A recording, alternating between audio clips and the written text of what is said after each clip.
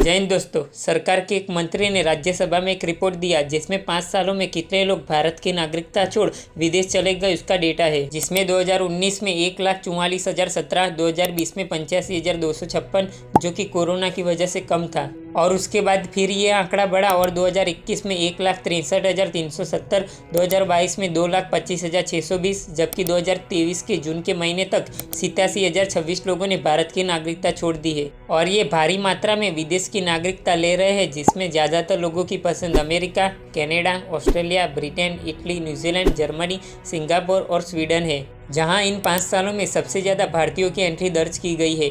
और आश्चर्य की बात तो यह है कि कई लोग अब चीन और पाकिस्तान भी जा रहे हैं। पिछले 5 सालों में 2,442 लोग चीन गए और वहां की नागरिकता ली, और 2020 से जून 2023 तक 69 लोग भारत छोड़ पाकिस्तान गए और वहां की नागरिकता ली। पर सवाल उठता है कि आखिर लोग भारत छोड़ अन्य देशों की नागरिकता क्यों ले रहे हैं। एक्सपर्ट के मुताबिक ये लोग भारत छोड़ विदेश में अच्छी शिक्षा, अच्छे कैरियर और ज़्यादा बिजनेस और जॉब अपॉर्चुनिटी के लिए जा रहे हैं। तो सवाल उठता है कि क्या भारत में अच्छी शिक्षा व्यवस्था नहीं है, क्या भारत में बिजनेस और जॉब अपॉर्चुनिटी नहीं है? क्योंकि इसका सीधा सा जवाब है हाँ, भारत में ये सब नहीं है। क्योंकि भारत की शिक्षा व्यवस्था जो लॉर्ड मैकॉले द्वारा 1935 में क्लर्क और प्यून तैयार करने के लिए बनाई गई थी, जो उनका कहना माने, और यही शिक्षा व्यवस्था आज भी वैसे के वैसे ही चली आ रही है, जिसमें एक विद्यार्थी को मालिक बनना नहीं बल्कि एक नौकर बनना सिखाया जाता है। भारत में हर साल 15 लाख बच्चे इंजीनियर बनते हैं और नौकरी सिर्फ 1.5 लाख लोगों को ही मिलती है। यानी सिर्फ 10% लोगों को ही नौकरी मिलती है और बाकी 90% लोग बेरोजगार है या कोई और काम कर रहे हैं। तो बताओ ये कैसे शिक्षा व्यवस्था है जहाँ कोई काम ही नहीं मिलता। जबकि बात करें बिजनेस की और अच्छे फ्यूचर की, तो भारत में हर दिन कहीं ना कहीं दंगे और आंदोलन देखने को मिलते ही है। तो ऐसे में कोई कैसे अपना बिजनेस करे और अपना फ्यूचर बनाए, जबकि सरकार के द्वारा 18% GST